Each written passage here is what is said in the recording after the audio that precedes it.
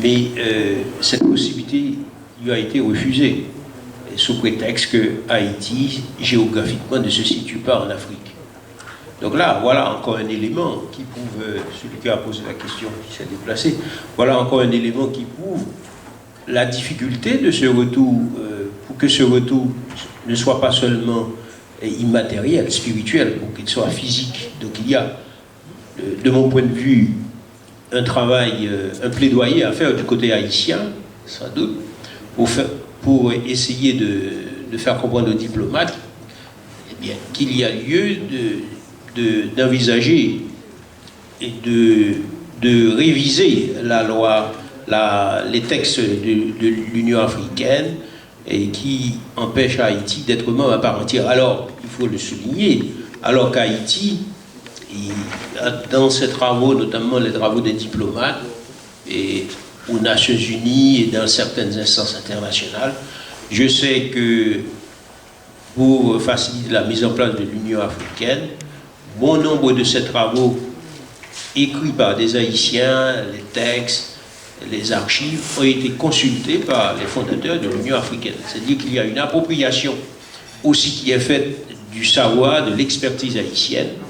Et de l'autre côté, je ne sais pas trop pourquoi, sans doute qu'il, comme je le disais tout à l'heure, qu'il y a un plaidoyer à faire en ce sens, je ne sais pas trop pourquoi cette adhésion ne s'est pas faite sous prétexte que Haïti ne se situe pas en Afrique sur le plan géographique.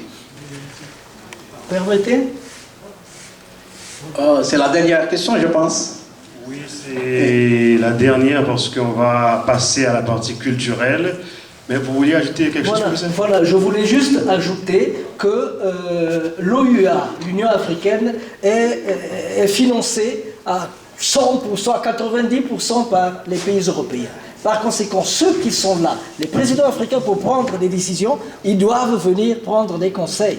Naturellement, avec le temps, vous allez voir que dans 5 ans, les choses sont en train de changer et aller très vite.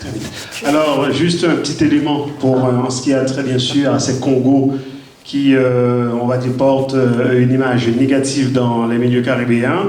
Je rappellerai avec Jean Fouchard que c'était eux on va dire, c'était eux d'abord qui refusaient effectivement l'esclavage et les premiers marrons étaient des Congos.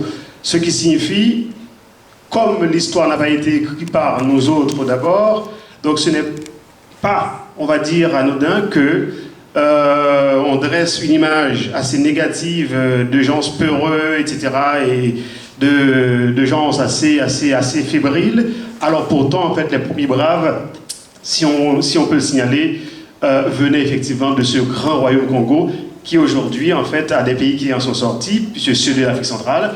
Mais voilà, donc ne vous y trompez pas. L'idée est qu'on a dressé une image négative, c'est parce que c'était des gens qui posaient beaucoup de problèmes dans les colonies en refusant l'esclavage. Il faut le signaler. Oui. Oui, voilà. En fait, moi j'ai saisi cette question parce que je me suis exprimée en premier. Ça va ça va là? Oui, ça va. Et donc j'ai escamoté mon exposé. En me fiant aux 15 minutes, je vois que les frères sont très prolixes. Généralement, on dit que les femmes... Et pourtant, vous voyez que je suis sage. L'égalité. Mais je bouillonne. Donc, je sais... Non, c'est même pas ça. C'est pas que ça. C'est pas cette question. Mais en fait, c'est aussi de saisir cette question pour préciser une chose. Il est vrai que dans la traite, dans l'esclavage, souvent, on nous a opposé... Pour répondre, en fait, je précise, l'implicite, c'est la question, hein, d'accord? Pourquoi, la question du monsieur, pourquoi le retour est énigmatique, etc. Et du coup, il est vrai qu'on nous a longtemps présenté les vendeurs d'esclaves, les Africains qui vendent les Africains. Comment voulez-vous d'avoir un tel bashing durant des siècles et ensuite que ce discours-là puisse susciter, mais en masse, un retour vers celui qui vous a en quelque sorte trahi, vendu, humilié, etc., etc. C'est pour ça que personnellement, et nous,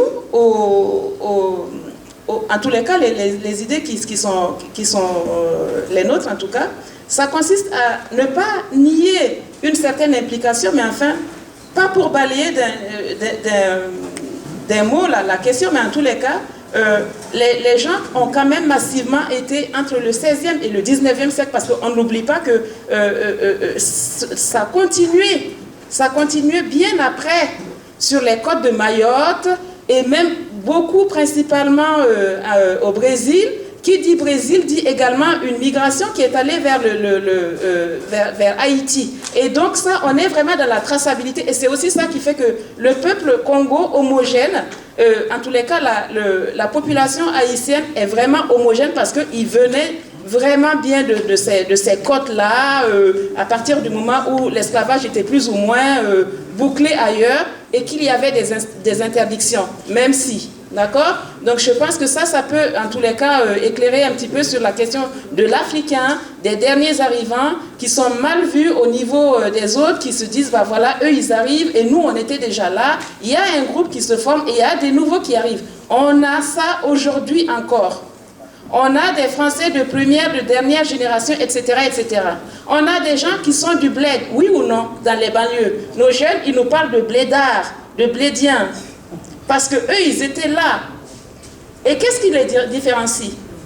Ça répond à la problématique du retour vers la personne, ou le groupe de personnes, ou en tous les cas, la question géographique, elle est quand même liée à ça. Moi, je vois le bashing. Et ensuite, je voulais dire quand même un truc qui est très important, c'est que le retour, pour moi, aujourd'hui, pourquoi on y retournerait? Mais c'est parce que l'Afrique a besoin de ses enfants.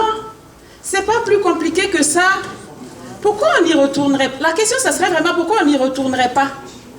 Qui est-ce qui est le plus mal vu dans la migration qu'un Africain ou qu'un Haïtien? Qui est-ce qui est mal vu? C'est quand même bien ça. Et c'est quand même bien la mélanine. Et c'est quand même bien les cheveux crépus et tout et tout. Or, aujourd'hui, bien vrai que Haïti est inscrit de longue date, les pères, etc., fondateurs ont toujours vu l'Union africaine et avant cela l'OUA comme effectivement un moyen d'exister, parce que la rébellion, parce que 1803, parce que la communauté internationale a toujours voulu mettre Haïti, mais sous, comme encore aujourd'hui, de tenir l'île sous l'eau. Vraiment, pour un territoire qui est déjà dans les eaux, encore plus si on pouvait la noyer. Donc l'Afrique apparaît à ce moment-là comme quelque chose, comme le robuste, le géant qui va l'élever, qui va le libérer simplement. Maintenant, la question pratique, est-ce qu'on va jusqu'à ça? Or, aujourd'hui, c'est pour ça que je disais effectivement dans ce que j'ai énoncé ici, la violence est telle que... je regrette encore, vous m'aviez dit que j'aurais pu projeter, mais bon, c'est pas grave. Le monsieur n'est pas là, en fait. Oh ben, c'est pas grave. Mais on verrait le niveau de la violence systémique entre Haïti, RDC et tous les pays africains qui font que de toutes les façons, il y a une constance. Maintenant... Tu as la clé pour projeter c'est pas grave. C'est pas grave. Et donc, du coup, à partir de ces données-là, ce que je veux dire, c'est que le retour doit être maintenant un retour réfléchi, allié aux moyens d'aujourd'hui, aux outils d'aujourd'hui. Hier, effectivement, il y a des personnes des îles qui allaient en Afrique parce que, voilà, il y en a marre d'être pas reconnus, d'être discriminés, etc., etc. Il y en a plein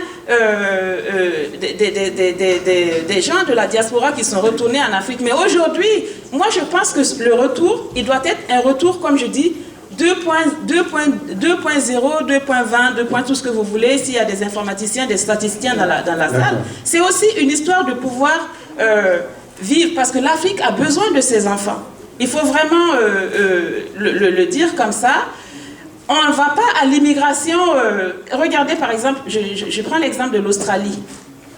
Les personnes à peau blanche, quand elles vont aux États-Unis, quand elles vont en Australie, elles, c'est pas... en tout cas, à la poste, simplement, on ne vous dit pas, oui, vous êtes européen. Non, eux, ils y vont. c'est après que les problèmes commencent.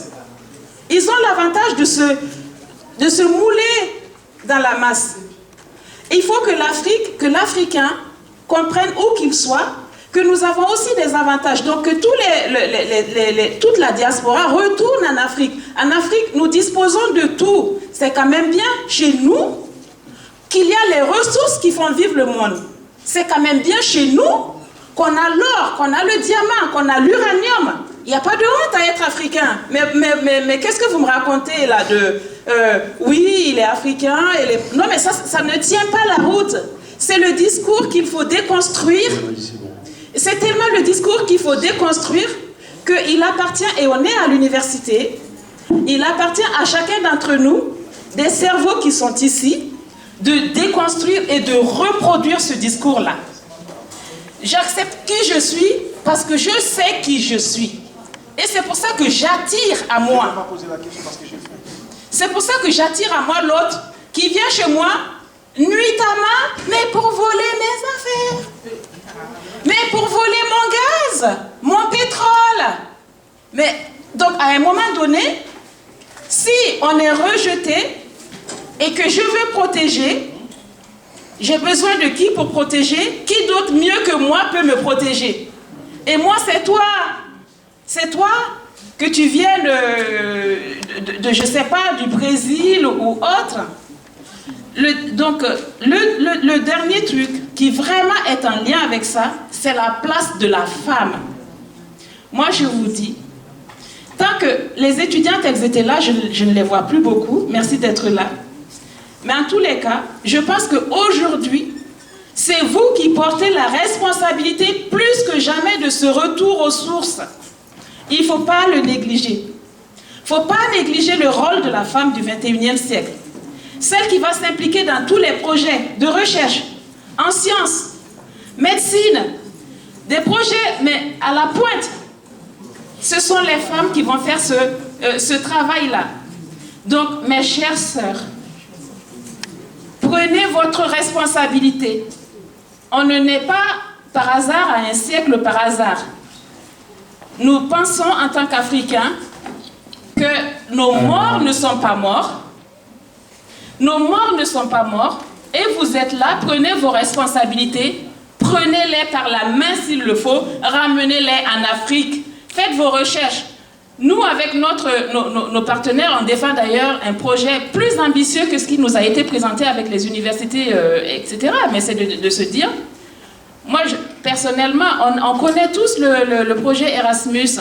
J'ai des collègues, on pourrait tous en parler, etc. Pourquoi on ne crée pas un projet de ce type-là entre universités africaines? Un projet post-bac où des étudiants partiraient d'Haïti, faire des études dans n'importe quel pays d'Afrique, un passeport de 5 ans, et qui choisiraient soit de revenir en Haïti ou de rester là-bas.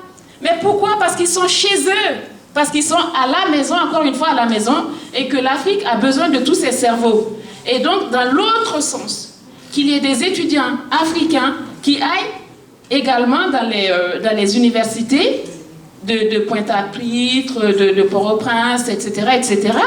Et là, on verrait pourquoi le retour n'est vraiment pas énigmatique, mais c'est un retour de raison. C'est un retour nécessaire. Voilà. D'accord, merci beaucoup.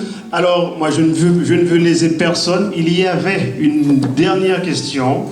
Je ne sais pas si la personne est toujours là. Donc, c'était lui. Bon, il veut couler? Ok, bon, d'accord. Alors, on va passer à Alors, je vais vous demander déjà d'applaudir chaleureusement nos invités. S'il vous plaît, un peu fort, très très fort, parce qu'ils ont fait le nécessaire pour être là. Ils sont venus de très très loin. Et ils nous ont bien servi, ils nous ont donné le meilleur d'eux-mêmes. Donc, merci au professeur Massongo qui nous vient d'Italie. Et merci à Madame Alissa. Merci à notre Jacques-Nézy national. Et merci à l'Afrique, et merci à Haïti, merci à la Caraïbe, et merci aussi à toute la diaspora africaine, haïtienne dans le monde entier. Et nos milieux, ce n'est pas seulement Haïti et l'Afrique, c'est le monde, parce que nous sommes en fait à la base des civilisations du monde. Je vais appeler un artiste, mais avant de faire ça, je préfère faire dans l'ordre, citer, remercier pour leur appui, leur soutien, le réseau des étudiants haïtiens de Paris 8, un jeune réseau qui vient de se former, qui fait un travail phénoménal. Ils ont déjà même un t-shirt et avec leur logo. Moi, j'ai pris mon maillot déjà. Donc, c'est que 10 €. Prenez votre maillot. Il faut aller trouver Gerlise et vous prenez votre maillot de 10 €. C'est pas cher du tout. Et je vais citer les noms de ceux qui composent cette structure qui est d'une importance capitale pour les étudiants à Paris 8. C'est Mario Louis Jeune qui est le président. Mario, tu es là enfin? Ben viens, viens. On a aussi James Bellus, vice-président. Donc James est là, juste là. Nous avons Jean-Simon, c'est Romuald, c'est ça hein? Jean-Simon Romuald, responsable des projets. Jean-Simon. Nous avons Jean-Leslie Marseille, c'est ça hein? Qui est le conseiller, l'un des conseillers. Nous avons Simon Gerlise, trésorière. Elle fait bien son travail, elle commence déjà à garder l'argent des t-shirts. Mais sérieusement, j'arrive à elle, je lui dis, vous savez, moi j'aimerais avoir aussi mon maillot à moi, elle me regarde comme ça. L'argent d'abord, vous voyez ce que je veux dire. Donc du coup, c'est très important, elle fait bien le travail.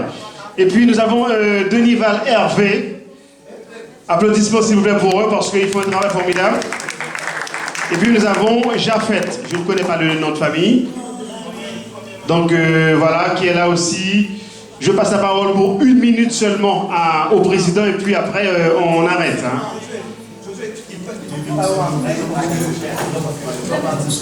Je préfère qu'ils ne reviennent pas, qu'ils les disent parce qu'après... Je lui donne 1 minute, une personne et puis c'est bon. Oui, salut tout le monde. Donc merci pour votre présence. Pas si nombreuse, mais nécessaire. Donc, aujourd'hui, cette journée concerne plutôt une journée d'histoire qui fait l'histoire d'histoire.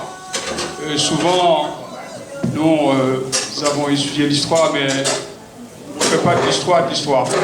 Donc, c'est dans cette même initiative que nous, les étudiants de Paris 8, se sont organisés pour faire en sorte que la vie des étudiants soit plus, je dirais, plus aisée, plus facile, voyez, plus fluide. Donc notre champ d'action ici à Paris 8, c'est travailler avec les étudiants haïtiens, donc surtout les nouvelles arrivées, donc, qui rencontrent des difficultés de toutes sortes. Donc ce réseau vient d'être créé, fondé. Donc nous avons besoin du support de tout le monde parce que vous savez très bien que c'est pas souvent facile ici en France et que les étudiants arrivent à s'organiser, à tenir une association. Donc en ce sens, nous demandons le support de tous les étudiants haïtiens, étrangers et surtout les institutions haïtiennes parce que sans elles, on ne peut pas franchement continuer à faire ce travail. Donc merci pour votre présence et merci aussi pour cet espace et pour cette journée d'histoire que nous allons continuer à travailler ensemble dans la mesure que ensemble on est fort et puis plus on est fort, plus on est ensemble. Merci. Merci à Mario Louis Jeune. Donc déjà, je vous signale qu'ils font un très bon travail. Hein. Ils font un très bon travail. Je reçois tout le temps les informations. Ils cherchent, parfois ils trouvent des emplois, des informations d'emploi, des offres d'emploi pour ceux qui sont ici. Ils partagent sur leur réseau. Ils donnent des informations. Ils font un travail formidable de soutien. Donc, dont on avait voulu, effectivement, et dont on a besoin. et également dans le milieu des étudiants. Donc, merci pour eux, merci aussi pour l'initiative. Maintenant, je vous remercie, chers collègues, chers intervenants, chers conférenciers, sous vos applaudissements, s'il vous plaît. Merci, encore plus fort, parce qu'ils ont fait un très bon travail. Et nous allons passer à la partie culturelle qui est combien importante.